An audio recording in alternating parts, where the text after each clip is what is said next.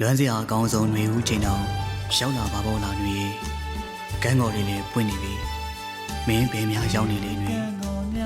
ကိုမတော့ຫນွေဦးရောက်တိုင်းမင်းကိုလွမ်းလိုက်ရတာမင်းမရှိတော့ဒီຫນွေကိုလေကိုတယောက်တည်းဖြတ်တန်းရအောင်မင်းထင်ပါတယ်ကန်းကော်ပန်းကြီးကຫນွေအကြိုက်ဆုံးပန်းမူလားຫນွေနဲ့တူတူရောက်ခဲ့တဲ့လမ်းမှာလက်ပံဝင်နေရဲတွေပွင့်နေတာကြည့်ခဲ့တာမှတ်မိတယ်လားຫນွေအခုအဲ့ဒီလက်ပံမင်းကြီးမှာအပွင့်နေနေရဲနေအောင်ပွင့်နေပြီတိတ်လာတာပဲຫນွေကိုလည်းမြင်စေခြင်းနဲ့ຫນွေဦးရဲ့တိုက်ခတ်လာတဲ့လေယူးတွေနဲ့အတူကြော်ရက်ပါလေးလေးတဖြိုးဖြိုးကြွေးကြနေတာကြည့်ယောက်ျားတမ်းပဲမျက်ရည်တော့ဝင်းမိတယ်ຫນွေကိုမလေး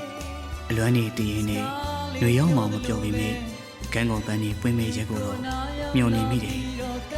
တကယ်တမ်းကျတော့ຫນွေဦးနဲ့ကန်းကော်ဆိုတာခွဲလို့မှမရပဲຫນွေအခုတော့ရွှဲကြွေတွေနဲ့တူတူလွင့်စင်သွားတယ်မျောလင်းချက်အိမ်မက်တွေလေးရောထွေးပါတော့ခဲ့ပါပြီຫນွေကြိုက်တဲ့ຫນွေဦးကန်းကော်စချင်းလေးနားလေးတိုးဝင်လာတယ်တအားလွမ်းတာပဲຫນွေဦးကတော့တစ်ခေါက်ပြင်ရောက်ခဲ့ပြီမေတက်ရှိຫນွေမင်းရတော့ကိုယ်စီပြန်မလာနိုင်ဘူးလေကိုမျောလင်းနေကြရတဲ့အကြောင်းတွေရောသိပါမလားဆိုတဲ့စိတ်နဲ့ຫນွေဦးမှာယူနေရပြီຫນွေရဲ့